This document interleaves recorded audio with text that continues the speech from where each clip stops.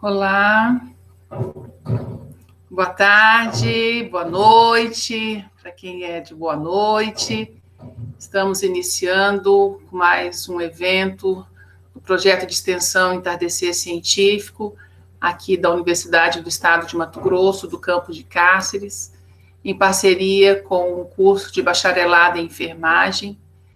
Desejamos a todos boas-vindas. Este é o nosso segundo evento do mês de julho, intitulado Conscientização para a Prevenção e Tratamento das Hepatites Virais. E antes de iniciarmos com a fala da enfermeira Maísa Consuelo dos Santos, e a pedido da nossa anfitriã, a aluna e acadêmica do curso de enfermagem, bolsista do projeto, Andressa Iandri, gostaria de lembrá-los da importância de vocês confirmarem o credenciamento na plataforma EVA-FAESP, pois é a partir deles que iremos fazer o certificado de vocês.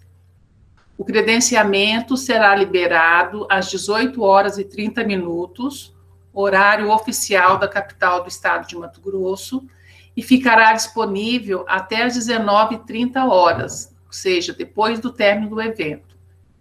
Em caso de dificuldades em realizar o credenciamento, entre em contato conosco pela plataforma FAESP e as nossas auxiliares do ambiente virtual irão auxiliar.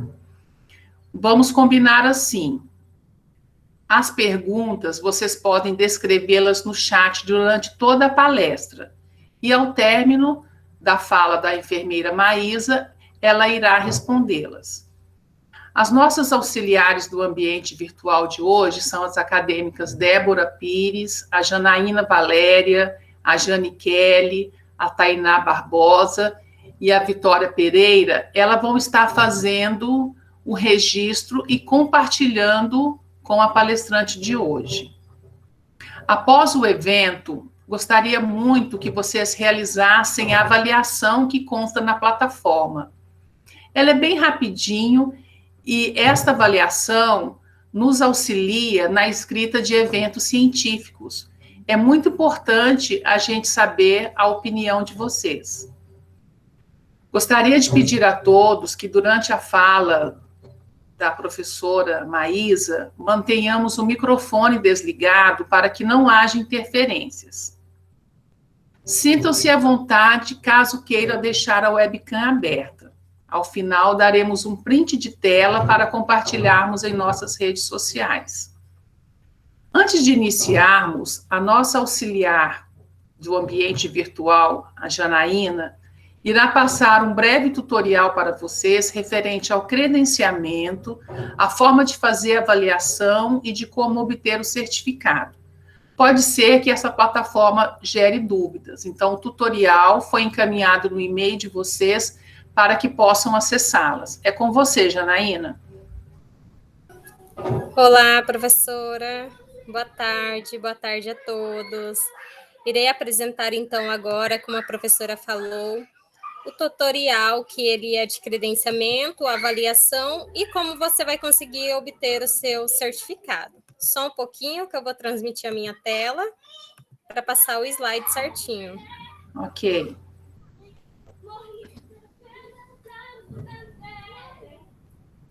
Está abrindo.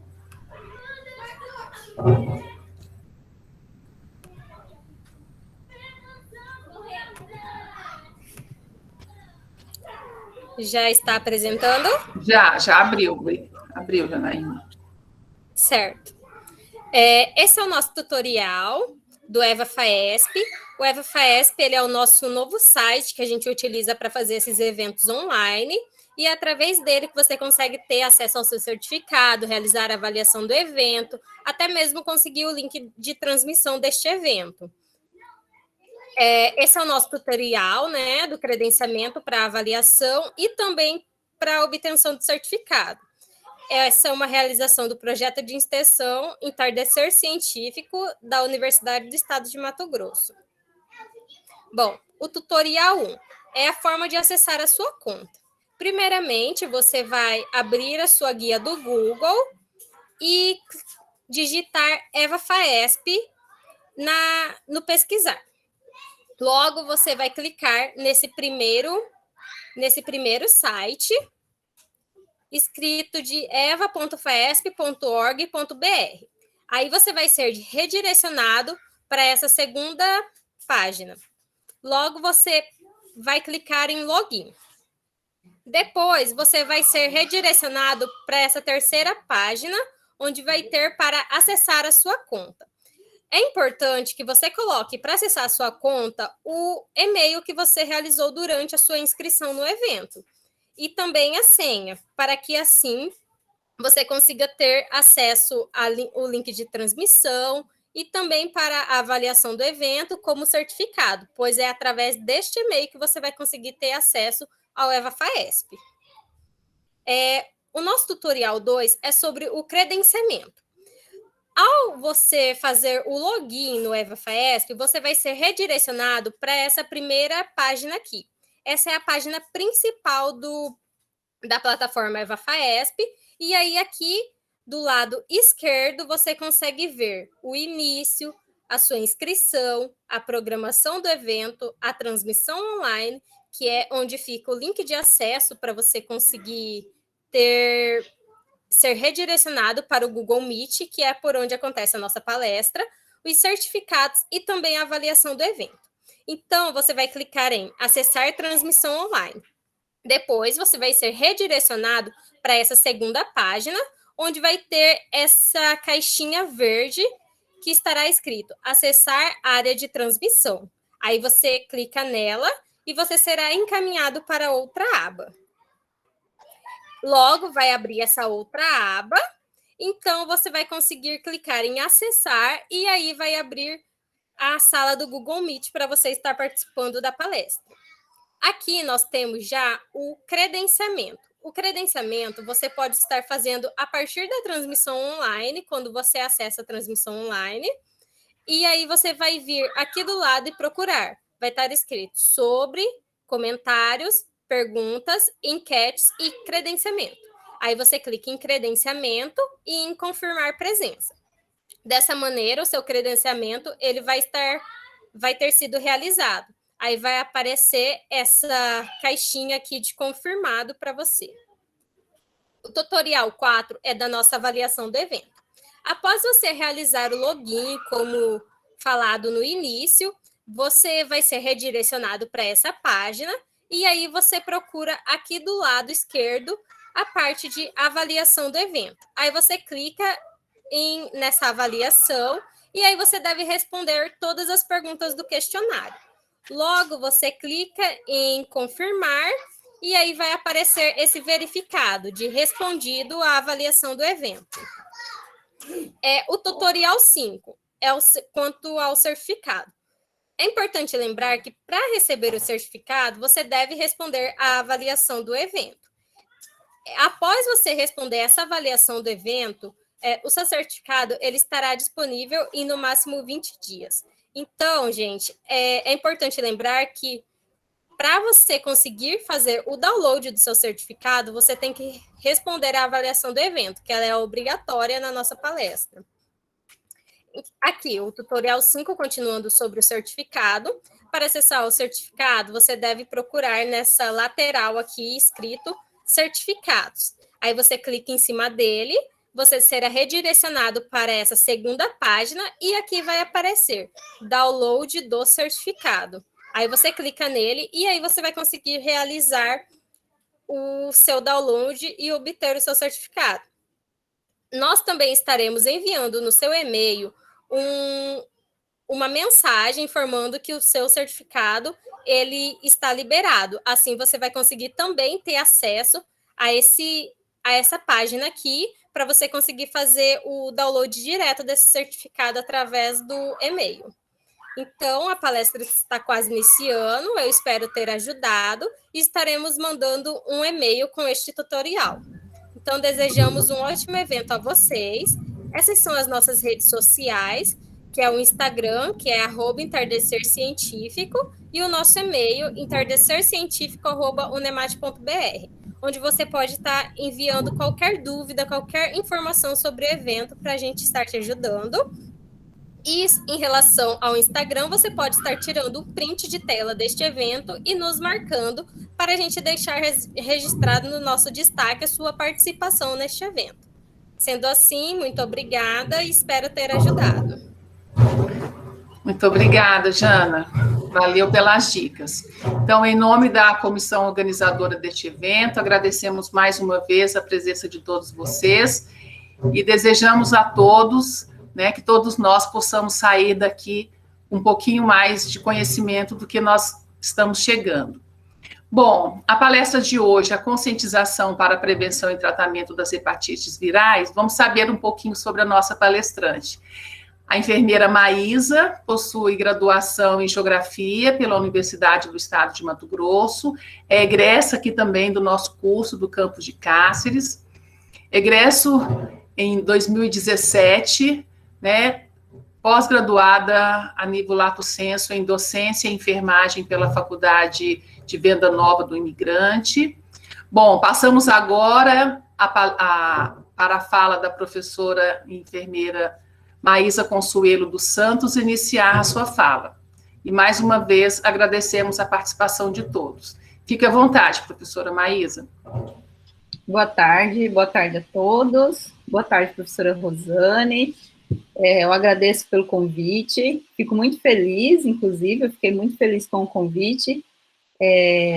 Eu sou formada em Biologia, não em Geografia, aí depois foi enfermagem. As duas faculdades, imagina, professora Rosane, as duas faculdades pelo UNEMAT, e eu fico muito feliz em participar desses eventos. É a minha primeira vez, então eu estou até nervosa, uma mão um pouquinho fria, e hoje foi um dia muito atípico, assim, muito corrido, mas eu acho que a gente vai conseguir conversar, bater esse papo. Eu espero contribuir com vocês, acadêmicos, e contribuir com o evento, que eu estou adorando, assim, toda essa organização, essa didática, e vamos lá conversar um pouquinho, tá? Eu vou colocar a tela para apresentar, aí qualquer coisa vocês... Tá, Joia, te dou um feedback. Isso, por favor. Vocês conseguem visualizar aí o documento, né? Para a gente poder conversar. Está abrindo agora. Isso. Estão vendo, né? Abriu. Ótimo. Então, hoje a gente vai falar sobre essa conscientização para o tratamento e prevenção de hepatites. Primeiro, a gente precisa entender que existe outros tipos de hepatite, tá? Hepatites cardíacas, enfim, outros tipos de hepatite, mas essa que a gente vai falar são as hepatites virais. E como existiu toda essa organização do evento, julho é o mês amarelo, contra, então, e a favor da prevenção de hepatites virais. O que mais a gente... E o amarelo não é em vão, né? Porque quando a gente fala sobre hepatite, o que vem na cabeça, de fato, é a pele amarelada, conhecida como icterícia. Isso porque, não sei vocês, acadêmicos, eu também não sei, tá, gente? Eu peço até desculpa, não sei se tem outros acadêmicos de outra área aqui, mas eu tive o privilégio de ter aula com o professor Lescano, ele foi meu orientador, inclusive, no meu trabalho final na graduação, e ele me fez entender por que o fígado é o órgão mais importante do nosso corpo, né, junto ali, conciliado com o cérebro.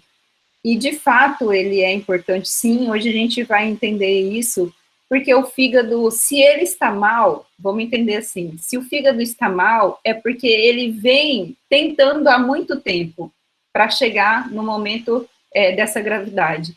A gente sabe da capacidade desse órgão, que ele pode se regenerar, mas as hepatites virais em si, ela acomete esse órgão principal, né? E aí muitas outras consequências pode vir junto com esse acometimento com o paciente, com o portador em si, tá bom?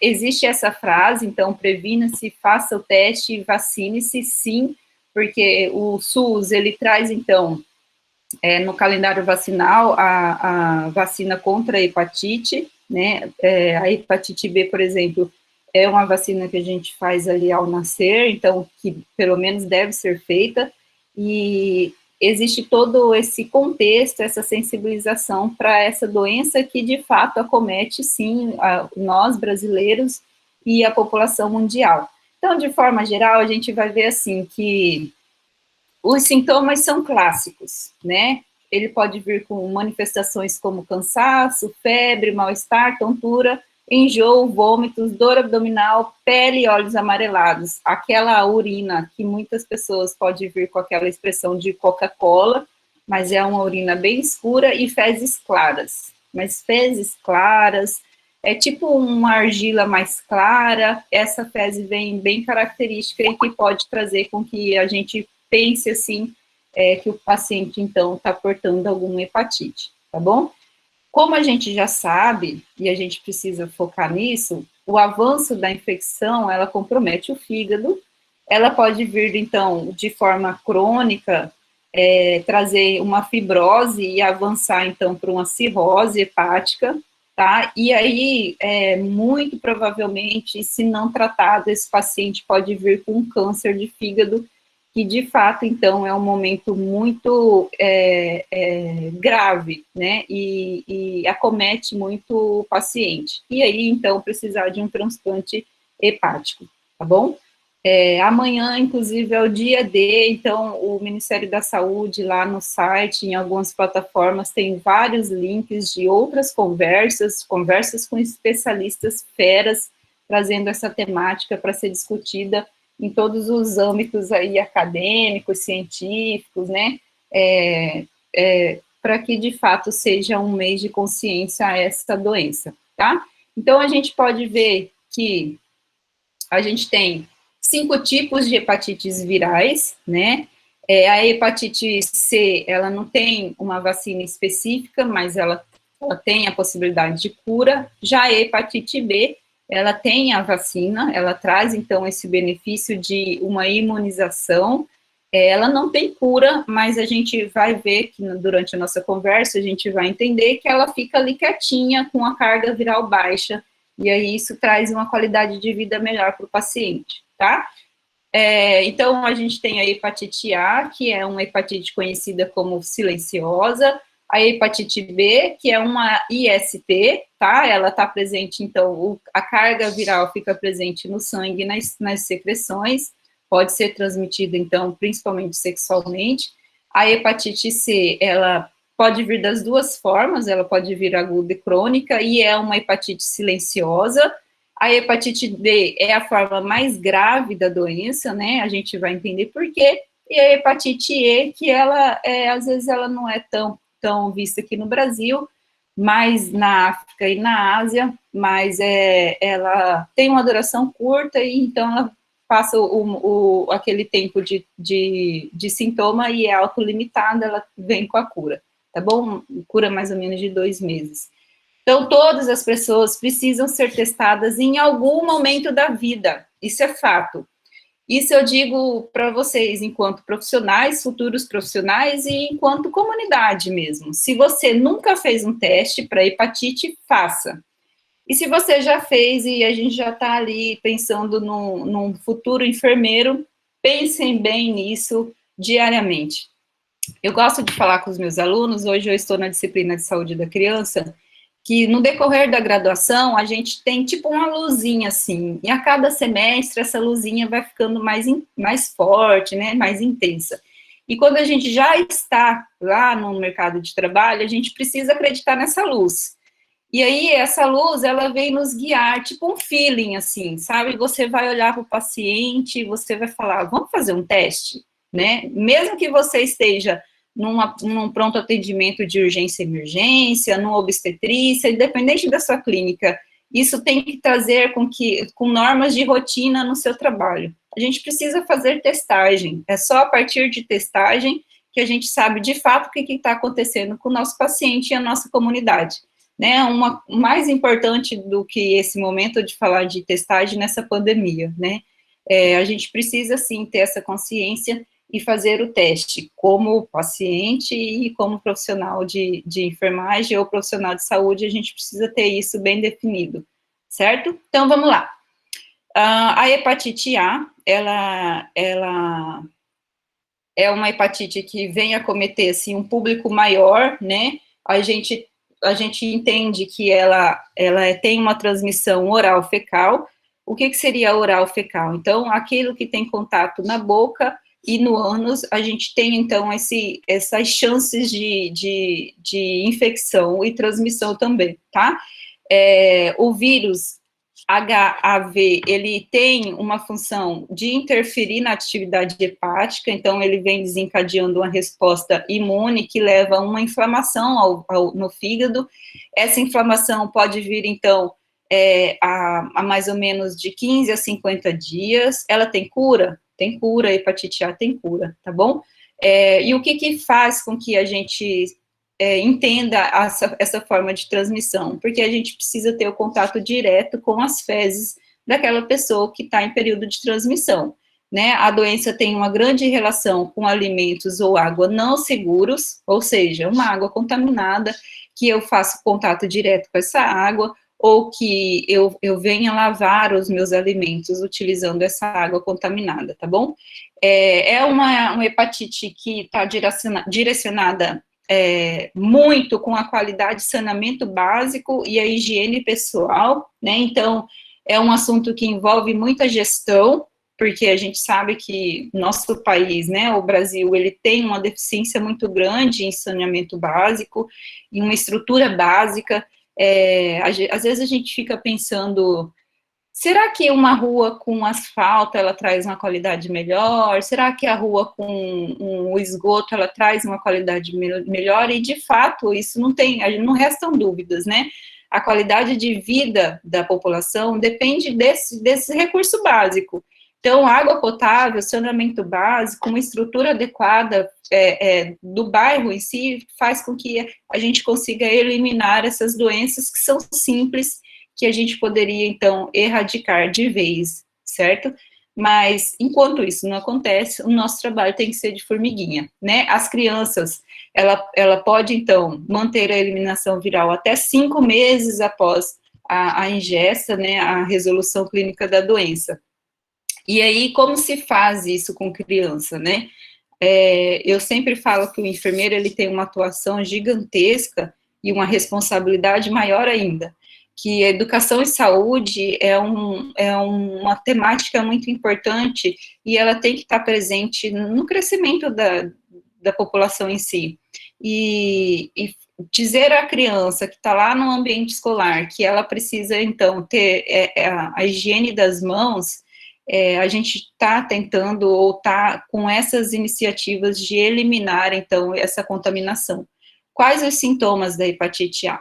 A fadiga, o mal-estar, a febre e dores musculares, que podem ser seguidos de gastrointestinais, então aquela cólica que vem e que volta, e aí faz um remedinho, né, a gente pode, então, falar sobre o tratamento, faz um Buscopan, que é para cólicas abdominais, e essa cólica começa a ser persistente, tá? Ela pode vir também com enjoos, vômitos e uma constipação ou diarreia, né? A presença de urina escura ocorre na fase em que a pessoa pode ficar também com a icterícia, que é aquela pele amarelada.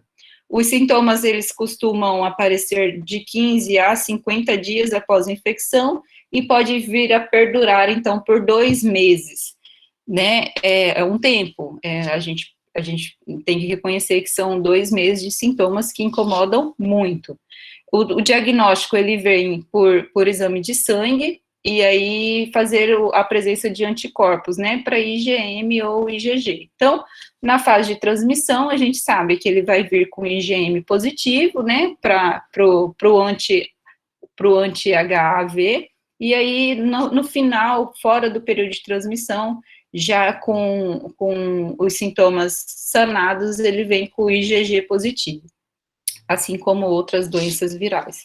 O tratamento é garantir o balanço hídrico nutricional também, e incluir, então, essa reposição e se atentar principalmente a vômitos e diarreia, quando menor o paciente, mais atenção a gente precisa, porque a gente sabe que o público infantil, né, as crianças, elas podem vir entrar em um processo de desidratação muito rápido, e aí sim precisar de uma internação.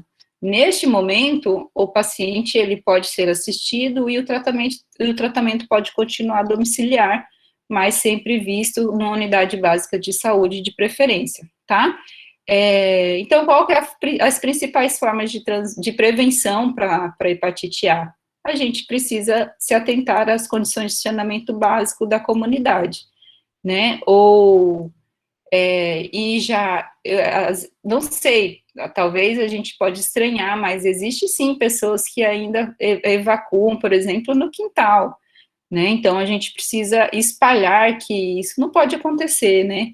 Da mesma forma, níveis, por exemplo, de pessoas moradores de zona rural, o nível da fossa não pode ser o mesmo do nível do poço. Então são condições assim que a gente precisa realmente empregar essa educação em saúde para esse público, né?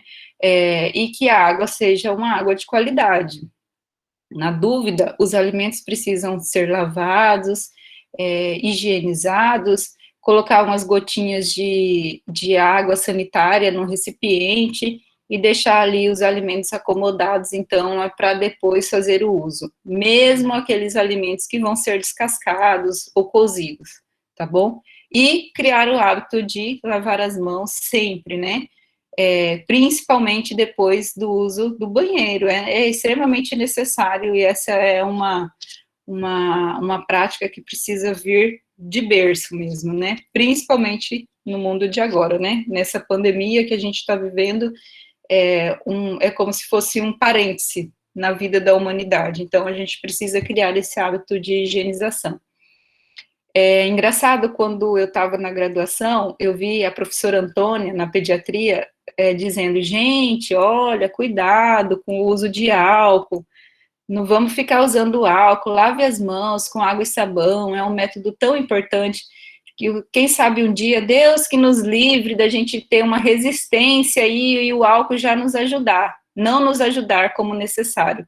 E esses dias eu lembrei dessa fala, e eu acho, assim, que tem tanta coisa que passa, assim, enquanto acadêmico, despercebido, e que é importante a gente se atentar a esses sinais, né, que a vida nos traz. E, de fato, água e sabão é uma alternativa para muitas coisas, assim, são inúmeras doenças que podem ser prevenidas com essa prática que é simples, tá bom? E aí, o esquema vacinal, né, tá no calendário infantil, com a primeira dose aos 15 meses da hepatite A. E aí, fazer essa orientação buscativa e trazer toda essa conscientização para esse público. Aí, vamos lá para a nossa conhecida hepatite B. Como eu já falei, ela é uma doença, né, viral, e ela é uma doença conhecida como uma IST, e ela pode, sim, ser transmitida por sexo desprotegido, né, ou por outro tipo de contato. O vírus da hepatite viral, ele é envelopado. Mas como assim, né, envelopado? Ele tem uma fita de DNA dupla, e aí a replicação do genoma viral acontece, assim, de forma muito rápida, e isso traz uma resistência muito grande para esse tipo de vírus. Não sei se vocês já ouviram falar, mas é mais fácil a gente pegar hepatite do que pegar HIV, por exemplo, né? E isso tem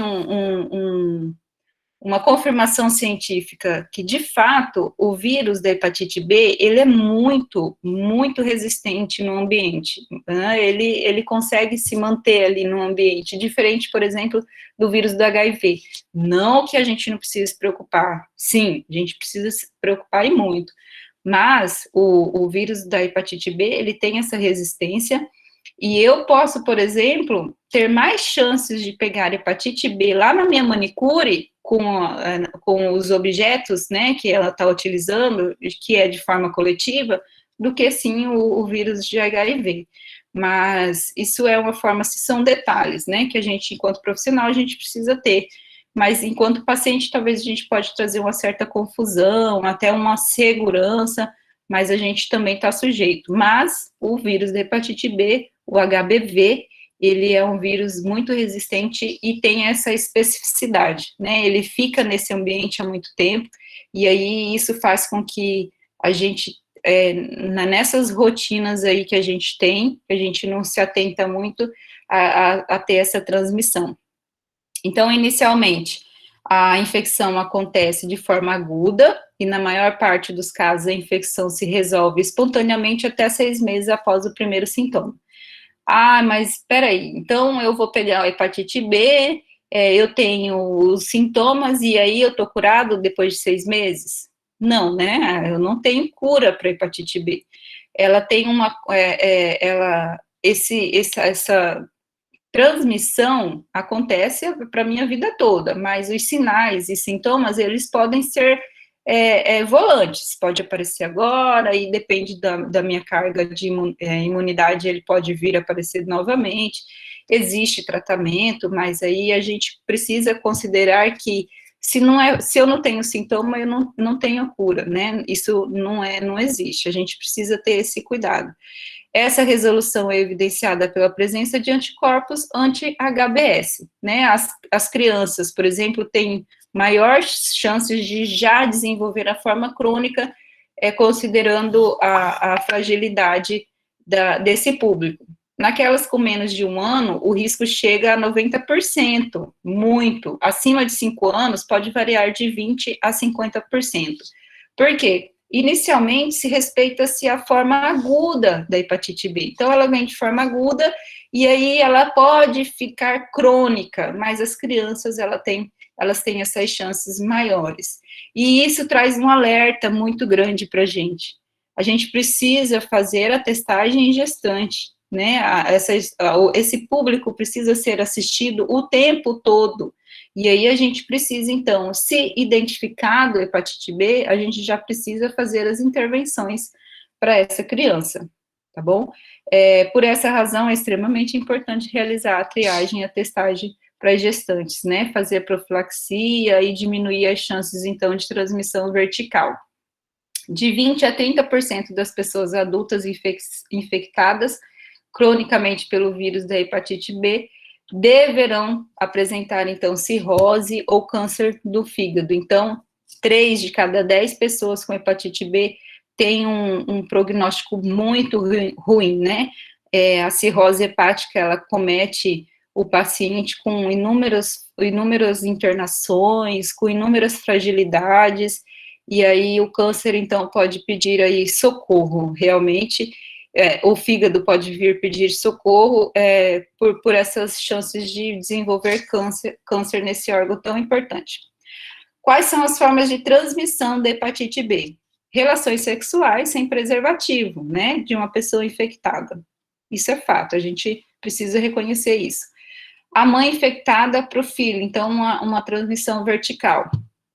Então a gente precisa, como eu já falei, fazer a testagem, rastrear esse público e fazer as intervenções para que não aconteça, por exemplo, parto normal, e ter um contato e diminuir essas chances dessa transmissão vertical. Compartilhamento de material para uso de drogas, como seringas, agulhas e cachimbos. Higiene pessoal, desde que tenha contato ou com secreções ou sangue, né? É óbvio, um abraço, talheres, tudo isso a gente não tem essa separação, mas que se o objeto possa vir a perfurar e ter, então, essa secreção ou sangue, a gente precisa fazer a atenção nesse compartilhamento. Na co-infecção de tatuagens,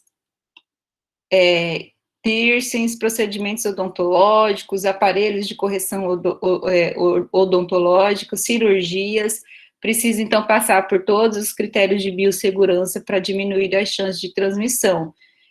Quando a gente fala em tatuagem, é importante que a gente se atente muito bem ao profissional que vai realizar isso, né, assim como a colocação de brincos, piercings, que talvez naquele momento a gente não dê tanta importância ao procedimento, que tem que ser um procedimento limpo, que seja próximo de um procedimento estéril, com todos os requisitos de biossegurança possível, que ali sim a gente tem muitas chances, como a gente sabe, o vírus, ele tem uma resistência muito grande e ele pode estar naquele ambiente e em materiais cortantes, tá?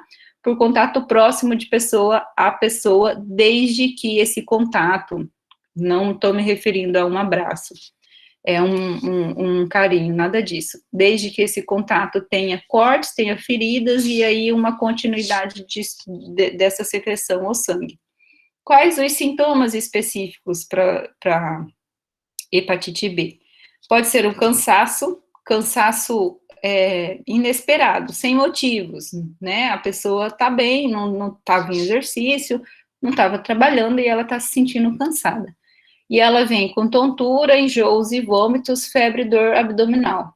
A dor abdominal é justamente pela inflamação do fígado, que pode ser palpado, e aí a gente vê o tamanho dele, e a gente começa a acender aquela luzinha que eu mencionei.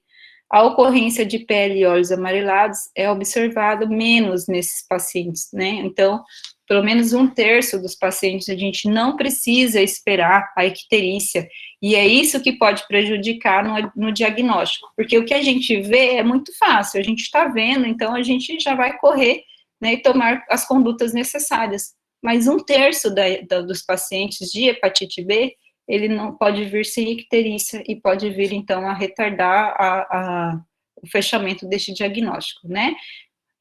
O diagnóstico é concluído junto com a amostra de sangue, que é o HBsAg, e aí o tratamento, ele vem com vários antivirais, tá bom? Tem no mercado aí bastante medicação antiviral, e o SUS, ele disponibiliza todo o tratamento para essa doença. O tratamento é para a vida toda? Sim, ele é para a vida toda,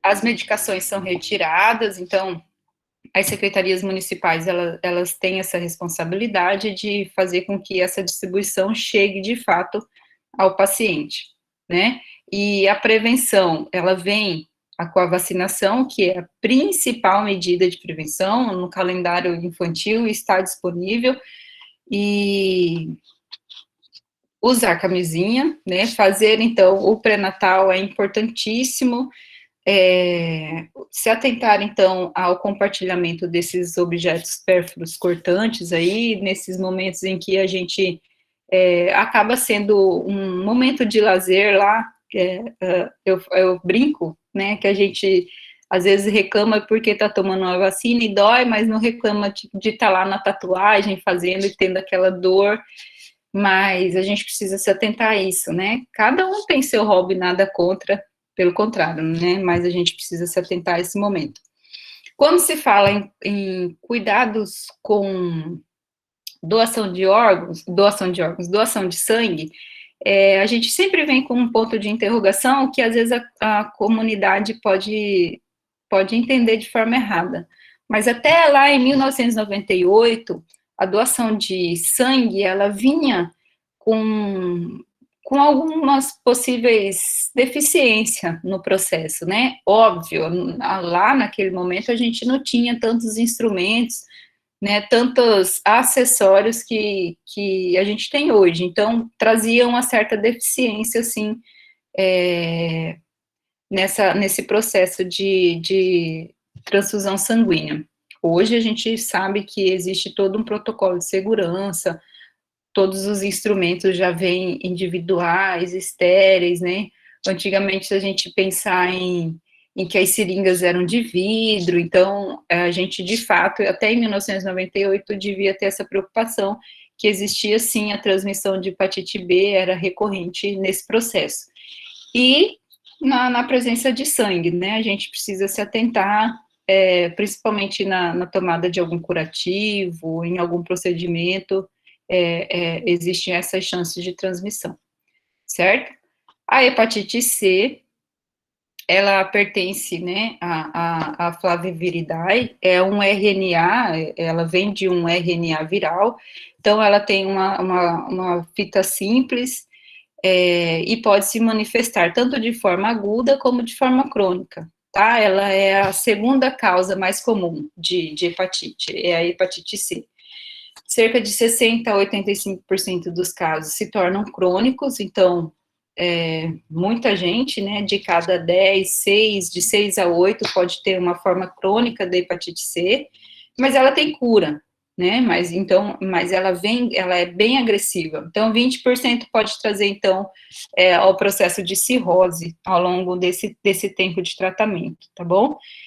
Uma vez estabelecido o diagnóstico de cirrose hepática, o risco anual para o surgimento do câncer, né, no câncer hepático, carcinoma hepatocelular, ele chega até 5%. E aí vem uma descompensação hepática, também pode estar presente, e o risco de óbito também é muito, muito presente nesses casos, tá? Então, o mais importante é fazer identificar o paciente e iniciar o mais rápido possível o tratamento, que também vem auxiliando com antivirais, certo? Durante esse tempo. E o tratamento pode se prolongar também até mais de 2 anos, tá? Nos 12 primeiros meses seguintes, né, de um sintoma prolongado, pode aumentar, então, os riscos de óbito de 15% a 20% dessa população. Ela é característico a pessoas submetidas à hemodiálise e privados de liberdade, né, e usuários de drogas e pessoas que estão com HIV e populações vulneráveis à infecção da hepatite C. Vamos entender isso. A pessoa que está com o sistema imunológico deprimido, ela tem umas chances, tem chances muito grandes de se infectar com o vírus da hepatite C e esse vírus ser mais agressivo. Por isso, ela tem essa capacidade muito alta, até 85%, de já vir de forma crônica nesse indivíduo, certo? Porque ele já tem essa fragilidade.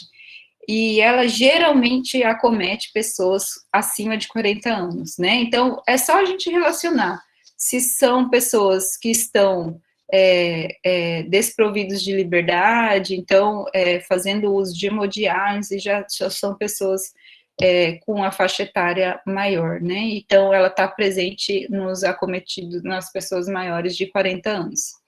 A forma de transmissão, a gente vai ver que geralmente é a mesma coisa. Então, outra forma que a gente precisa se atentar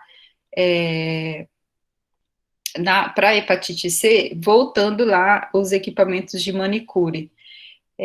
A gente tem, no Brasil, poucas pessoas fazem o uso correto desses instrumentos. O que seria correto, um equipamento correto de manicure? É cada um ter o seu equipamento. Eu vou lá na manicure, o problema não é a profissão, não é a realização de unha, nada disso. O problema é eu estar dividindo esses equipamentos que perfuram, né? São equipamentos cortantes, ele pode vir, então, a fazer uma porta ali de entrada, e aí eu preciso me atentar a isso. Então, eu preciso levar o meu equipamento, o meu alicate, o meu palitinho lá, o que for necessário para a realização dessa pintura e higienização das unhas, até a profissional. Nunca dividir. Mesmo assim, a profissional tem lá uma estufa, ela faz a esterilização dos instrumentos. Mas será, gente, né? A gente tem que ter sempre um ponto de interrogação e saber que a minha saúde ou a saúde do coletivo é importante e a gente precisa se atentar a isso, tá?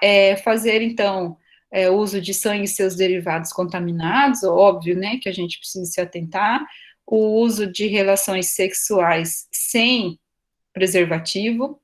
Então, tem uma identificação aqui para a gente ressaltar, principalmente em períodos de latência dos sintomas. Então, para a hepatite C, a gente precisa se atentar a isso. E a transmissão vertical, né, da mãe para o filho, tanto durante a gestação, como durante o parto, e durante a amamentação. Os sintomas, a sintomatologia é rara, ela é silenciosa, como a gente destacou lá no início. Então, 80% dos pacientes, segundo o Ministério da Saúde, ele pode não ter nenhuma manifestação, e quanto mais silenciosa, mais medo a gente precisa ter, porque a gente não está vendo, né? São sintomas que a gente não está vendo, a gente não consegue relacionar. Então, por isso, sim, ela pode ser agressiva e ela pode vir associada com outras doenças, já que esse paciente pode estar com o seu sistema imunológico rebaixado, tá? O teste, fazer também a coleta de sangue e tá identificando a presença anti-HCV.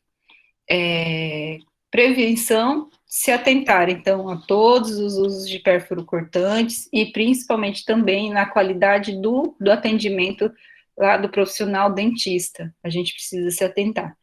Os centros de referência, os centros de testagem e aconselhamento são centros extremamente atuantes, eles precisam, então, fazer com que esse paciente seja assistido nessa unidade, e o centro de testagem, ele tem uma equipe fantástica que vai direcionar esse paciente ao tratamento adequado, de acordo com a sua carga viral, a sua forma de vida, e aí até o momento de cura, né, e inclusive tratamento psicológico, que é extremamente importante, e o psicólogo faz parte também da equipe desse centro de testagem e aconselhamento. Aqui em Cáceres, se eu não estou enganada,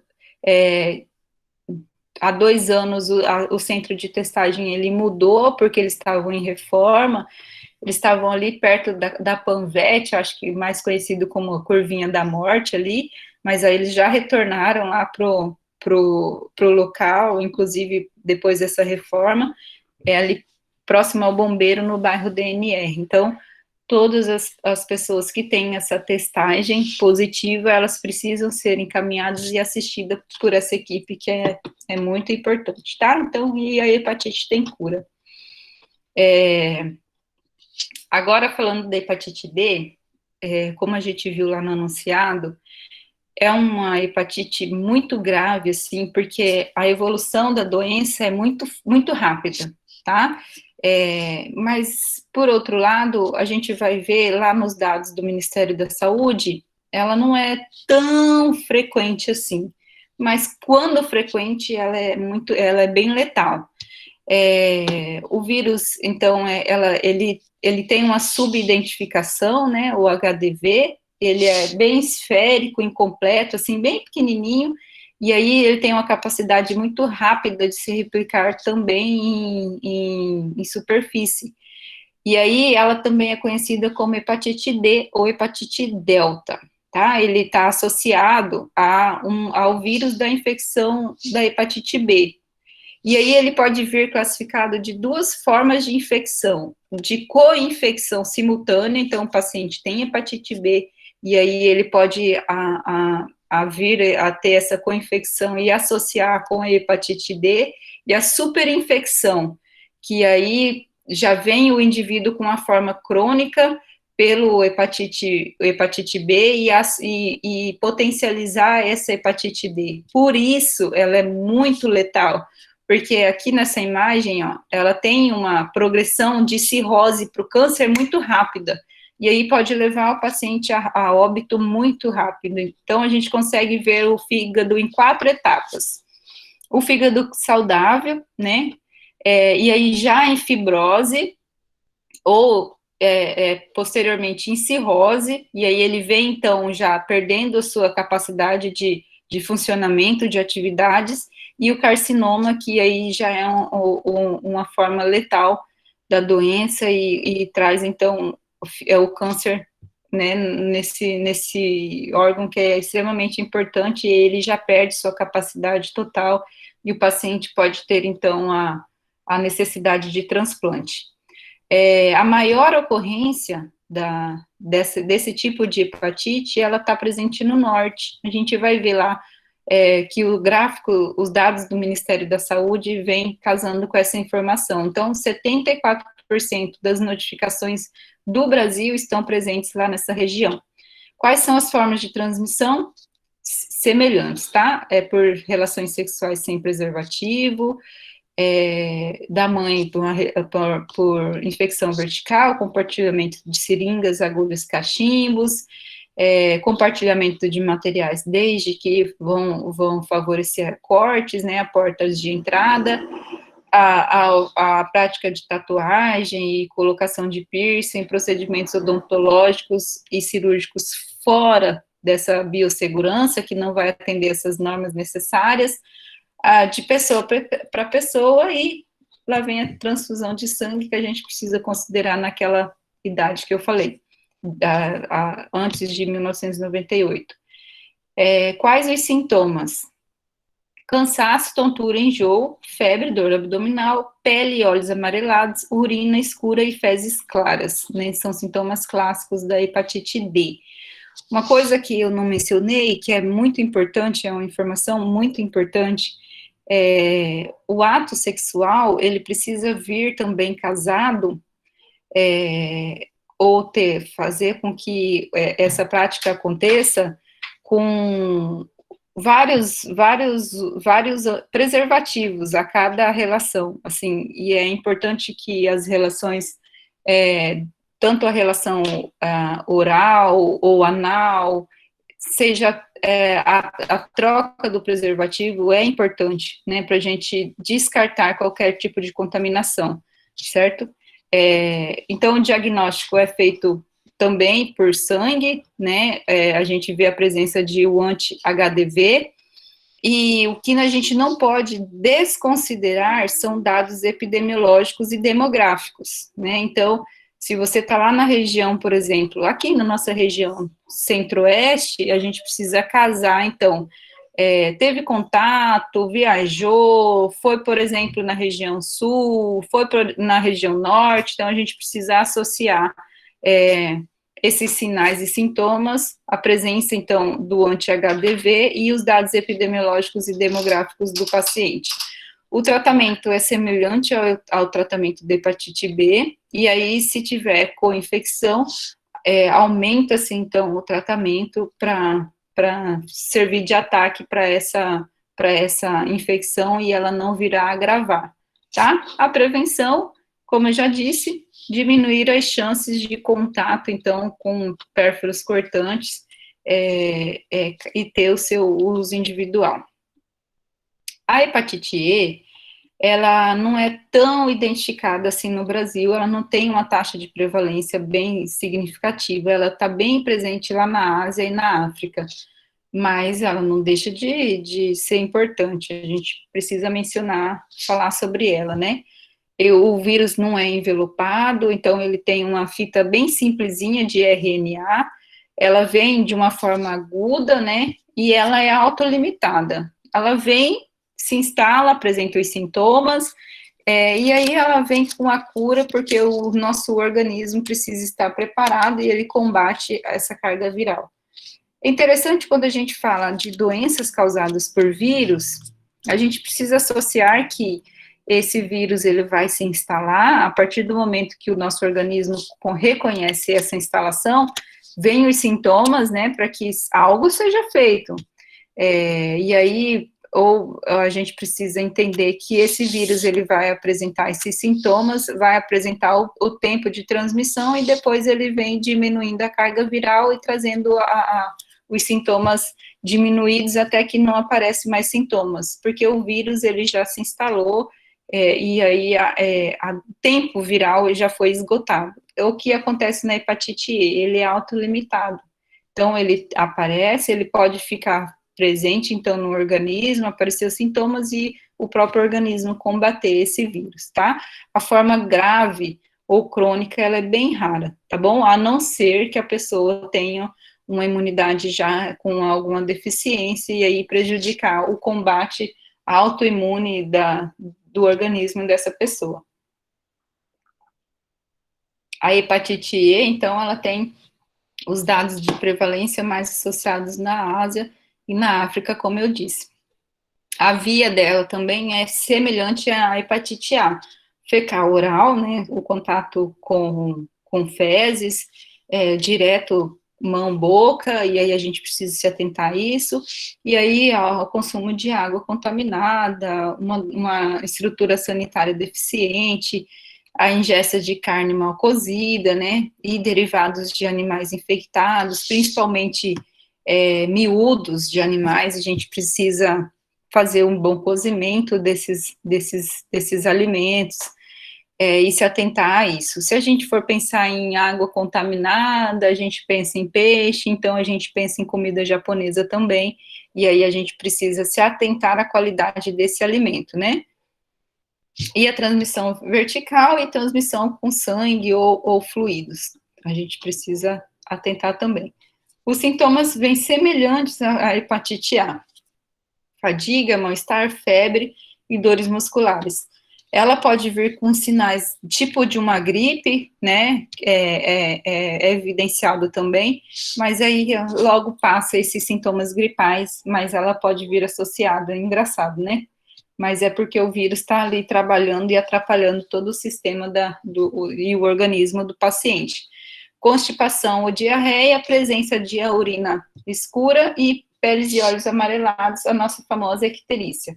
A icterícia, ela vem com um grau de acometimento, né, ela pode ser avaliada do grau 1 ao grau 5, e aí fazer, então, o diagnóstico, ele é concluído com anticorpos, que é o anti-HEV, para hepatite E, e aí o que nos traz que os sintomas e a doença já está sendo combatida, o IgG positivo. Dá para fazer o RT-PCR também, né, mas não de saliva ou secreções de nariz. O RT-PCR é realizado pelas fezes, porque é onde lá está sendo excretado pelo fígado, né, e o vírus ele vem com a presença nas fezes do paciente. O tratamento sintomático, né, se dor abdominal, uma medicação para esse acometido, se náuseas e vômitos, uma bromoprida para diminuir a sensação, né, também de enjoo, reposição líquida, uma boa alimentação e repouso. A principal prevenção para hepatite também E é diminuir isso, né, diminuir esse visual aqui no nosso país. E a gente sabe que a região norte ainda sofre muito com essa deficiência sanitária, infelizmente, e por isso, então, essa doença está mais lá, prevalente na região norte do nosso país. Lá no Ministério da Saúde, ele traz alguns indicadores específicos para a hepatite nos municípios. Então, aqui de forma geral, até 2020, de 1999 a 2020, ele traz um total de casos, são todos os casos notificados, tá? E de hepatite, né? A hepatite E não entrou porque os dados de informação, de notificação, estava bem baixo e ele não entrou nesse gráfico. Então, a hepatite E, ela vem com quase 170 mil notificados, hepatite C quase o dobro disso, né, 254 mil, pouco mais que isso, de notificação, a hepatite C com 262 mil e a hepatite D pouco menos. Aí aqui, na segunda tabela, a gente vê casos de hepatite A, tanto por sexo masculino como por sexo feminino. Então, em 2009, a gente vê uma taxa bem considerada, né, 702 casos notificados, tanto para homens quanto para mulheres. E aí, com o passar do tempo, graças a Deus, isso vem diminuindo, ó. Talvez a gente pode pensar, então, em uma educação em saúde que está acontecendo, ou uma melhoria na qualidade sanitarista do nosso país, que pode estar acontecendo também, contribuindo com a diminuição desses casos notificados. A hepatite D, ela vem presente, embora decrescente também, mas ela vem bem sazonal, ó. Tem ano que ela vem elevado. Para mulheres, 2009 continua sendo um ano de bastante casos notificados. Para os homens, em 2016, ele traz um aumento de casos, então a gente consegue perceber que para a hepatite B não vem, assim, uma progressão, não, ela vem bem oscilante, né, tem ano que diminui as notificações e tem ano que já aumenta. Para a hepatite C, ela vem em 2017, tem casos consideráveis para os homens e para o público feminino em 2016, 449. Nesses anos de 1999, ele traz o total até 2020, então é um ano que teve bastante notificação para o público feminino. E aí vem o óbito de hepatite A, B, C e D, ainda ausente a hepatite E de acordo com o número de casos que está bem baixo, né, o que é bom para o nosso país. A hepatite A, ela vem em 2008 com casos menores, mas é preocupante, né, porque a gente viu lá que a hepatite A, ela é rápida, até 2 meses, mas ela trouxe um caso considerado de óbito em 2008. 4 pessoas morreram por hepatite A. Então, a hepatite B, 52 em 2008, hepatite C, como ela já vem de forma bem agressiva, ela tem, a gente consegue assimilar com que a teoria traz, com esses dados que o Ministério da Saúde nos mostra, ela mata-se mais, né, a hepatite C é muito mais agressiva do que as outras hepatites, porque ela já vem dessa forma crônica. Então, em 2014, 108 pessoas morreram por hepatite C, e a hepatite D, em 2016, também 4 pessoas. Aí, esse gráfico que eu busquei lá no site do Ministério da Saúde, ele traz em forma linear as hepatites, e aí, graças a Deus, a gente vê quase que uma curvatura, né, uma forma decrescente de casos, o que é bom, e a gente pode associar, então, com essa educação em saúde e melhoria na nossa rede sanitária. E aí, aqui, essa informação é em relação ao centro-oeste e o norte. O centro-oeste, o nosso número de óbito, ele vem menor que o Brasil, e o norte é o contrário. A gente viu lá na teoria que a região norte, ela vem sofrendo, né, com a hepatite, principalmente a hepatite D e C, e aí ela vem a mais na região norte do que em relação aos óbitos do Brasil. E aqui também traz o óbito de hepatites virais em relação a 2009 e 2019. A hepatite C, ela vem sempre com essa linha bem ascendente, né, em relação aos óbitos das demais hepatites. Mas é óbvio, né, a hepatite B, ela não tem cura, a gente precisa relembrar isso, então ela é uma ST muito importante, presentes aí no público, principalmente o público, o adulto jovem, então essa conscientização de uso de preservativo é muito, muito importante, é uma educação em saúde que precisa prevalecer nessa faixa etária, certo? Essas aqui são as referências que eu utilizei para elaborar essa apresentação, todas baseadas no Ministério da Saúde, e traz, então, cadernos com bastante informações sobre hepatites. Então, ele vem com todas as notificações e o site dos indicadores de hepatite que é os indicadores hepatites.aids.gov.br. Ele traz dados, e dá para a gente brincar muito tempo, tá?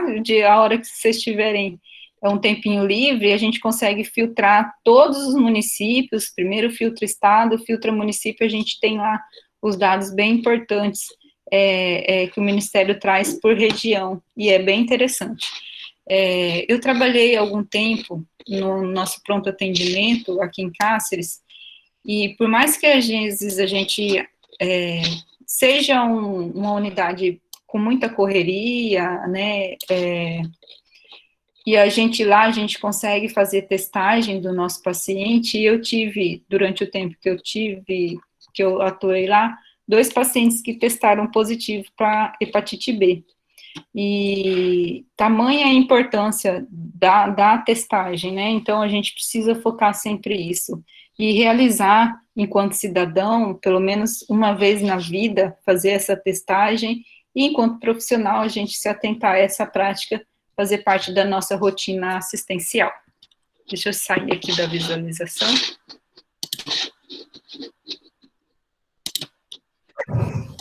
Muito bom, professora. Agradeço aí, em primeira mão, a sua participação no nosso projeto de extensão, e o quanto é importante ouvir sobre a questão das hepatites, né? E você trouxe, assim, de uma forma bem didática, e eu consigo visualizar a experiência de ter paciente, né, já atuei em hemodiálise, né, então a gente também presencia situações de pacientes né, na sala amarela, né, tanto é que naquela época, não sei se ainda é dessa forma, e a questão da nossa parte mesmo, enquanto profissional, da gente estar atentando para a nossa prevenção, né, e também prevenção dos cuidados também com os pacientes. Você chamou a atenção também que a gente muitas vezes fala, não vou levar o alicate para manicure, não, né, mas também conheço o relato de pessoas que acham, de mulheres que acham que se contaminou com questão de manicure. Então, muito obrigado, Maísa, muito bom mesmo, gostei.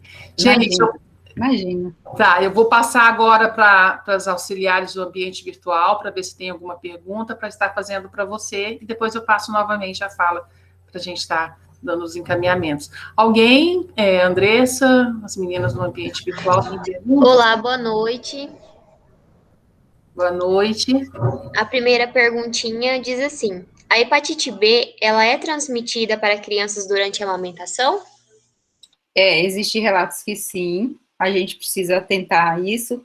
Antes de pensar em amamentação, a gente precisa atentar nas testagens, né, e aconselhamento e identificação dessa mãe durante o pré-natal. Então, a gente e diminuir as chances, infelizmente, do parto normal, né, para a criança não ter esse contato com sangue e fluidos.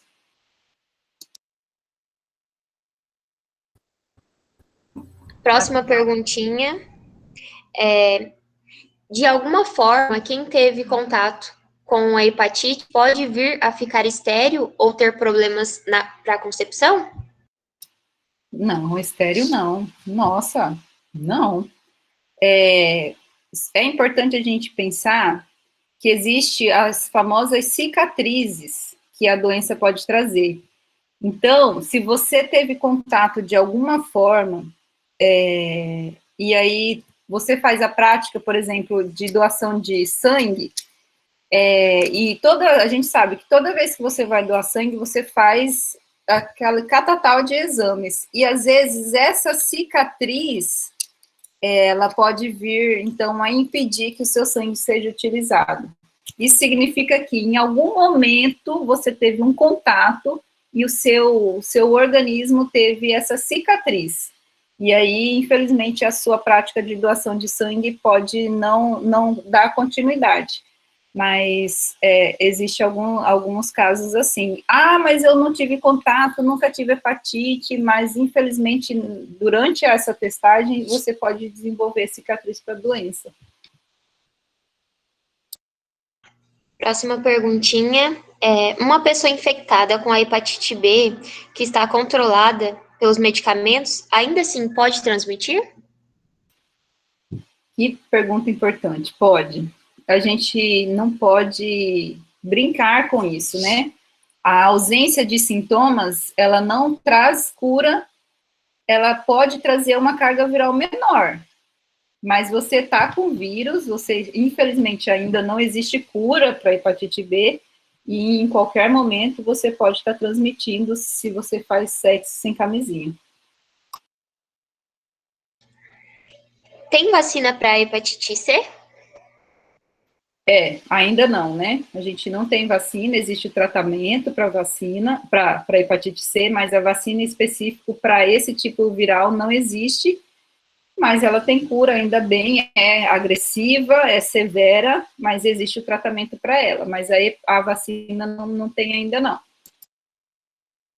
A próxima perguntinha é: qual a profilaxia posterior à exposição com material hospitalar contaminado com hepatite B? Ótima pergunta. Ia ser até um relato que a gente passou por isso esses tempos.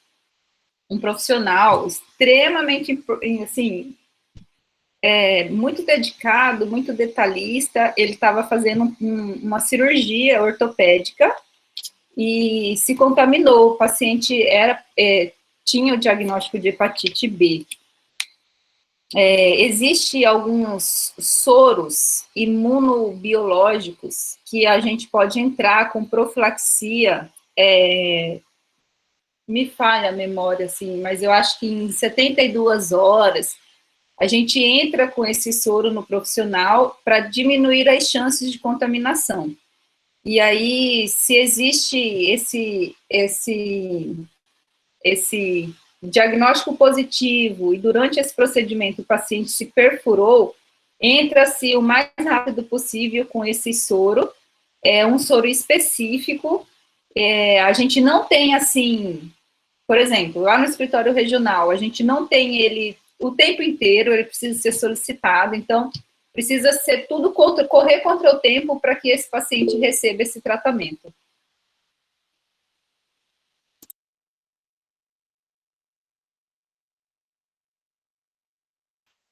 Acho que alguém perguntou aqui no chat, né? A hepatite B é transmitida durante o parto? Pode ser transmitida, sim, durante o parto. Então, a gente precisa se atentar e identificar essa mãe e o parto acontecer de forma cirúrgica.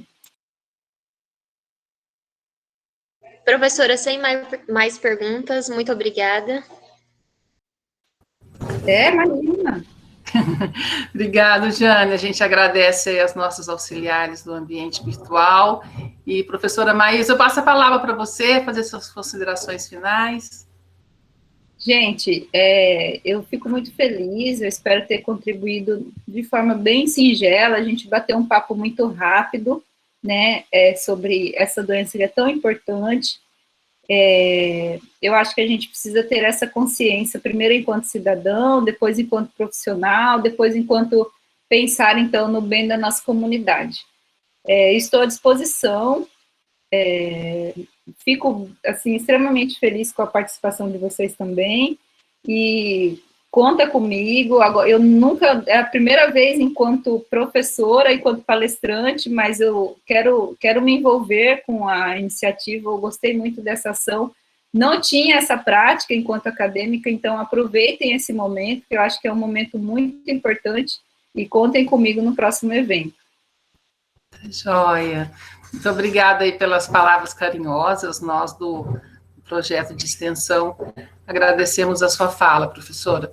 E dessa forma, né, informamos então, como já foi dito aí no chat, que o credenciamento já está disponível, a avaliação também do evento já foi liberada, O certificado será disponibilizado no máximo até em 20 dias, né? Nós dependemos da FAESP para estar liberando.